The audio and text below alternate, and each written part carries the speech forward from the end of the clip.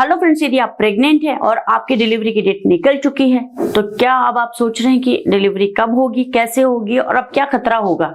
मैं doctor Sushila Saini, gynaecologist and obstetrician, आज आपको डिलीवरी की तारीख निकल जाने के बाद माँ और बच्चे को क्या खतरा हो सकता है उन्हीं के बारे में बताने जा रही हूँ। तो बिल्कुल भी वीडियो को मिस ना कीजिए, आखिर तक जरूर देखिएगा।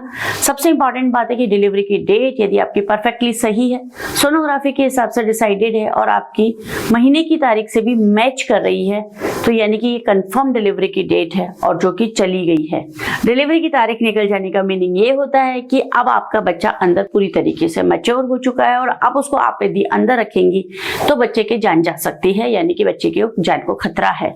जब डिलीवरी की तारीख चली जाती है तो बच्चे को न्यूट्रिशन मिलना बंद हो जाता है, आंवल नाल के ऊपर कैल्शियम का डिपोजिशन हो जाता है, यानी कि पत्थरी जम जाने लगती है, जिसकी वजह से ब्लड का सर्कुलेशन रुक जाता है। जो बच्चे को खून से पोषण मिलना था, न्यूट्रिशन मिलना था, वो नहीं मिल पाता है। बच्चे की ग्रोथ रुक जाती है और बच्चे की डेथ होने की संभावनाएं बढ़ जाती है।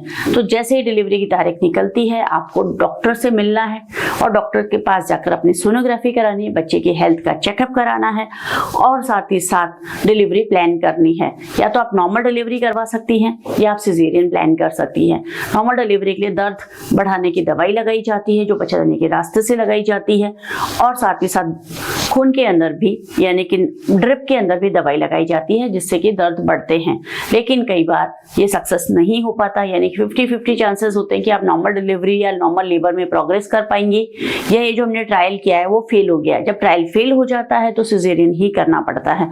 तो कई बार महिलाएं डायरेक्टली भी सिजेरियन का ऑप्शन चूज कर लेती हैं क्योंकि उसमें जच्चा और बच्चा की सुरक्षा ज्यादा होती है, क्योंकि ऐसी स्थिति में बच्चे को खतरा बढ़ चुका होता है। और यदि आप दर्द की दवाइयां लगवाती है और बहुत ज्यादा दर्द आते हैं, बच्चे को जो खून का सर्कुलेशन है वो रुकता है और उसकी वजह से बच्चे की धड़कन कम होने लगती है। और कई बार ऐसी स्थिति में बच्चा पेट में लेट्रिन कर देता है और उस गंदे पानी को पी लेता है, जिसकी वजह से फेफड़ों में तकलीफ हो जाती है, क्योंकि पॉटी जो है फेफड़ों में पहुंच जाती है और बच्चे को सांस लेने में तकलीफ होती है। और जैसे ही डिलीवरी होती है तो फिर बच्चे को सांस नहीं लिया जाता तो हमें एनआईसीयू में शिफ्ट करना पड़ता है, कई बार वेंटिलेटर पे भी रखना पड़ता है। तो ऐसे बहुत सारे कॉम्प्लिकेशंस हो जाते हैं जब डिलीवरी की तारीख निकल जाती है, यानी कि बच्चे का डेथ होने की संभावना सबसे ज्यादा बढ़ जाती है। दूसरा, बच्चे को सांस लेने की तकलीफ हो सकती है क्योंकि बच्चा पेट में लैट्रिन कर देता है, और बच्चा बहुत ज्यादा ग्रो हो चुका होता है तो नॉर्मल डिलीवरी होने की संभावनाएं भी काफी कम हो जाती हैं। तो 38 वीक के बाद में आप अपने डॉक्टर के पास लगातार संपर्क में रहिए, और यदि 40 वीक तक भी आपको पेन्स नहीं आते हैं तो आप 40 वीक पर एडमिट हो जाइए और दर्द बढ़ाने की दवाइयां लीजिए। और यदि आपको डायरेक्ट सिजेरियन प्लान करना है तो डेफिनेटली आप सिजेरियन प्लान कर सकती हैं।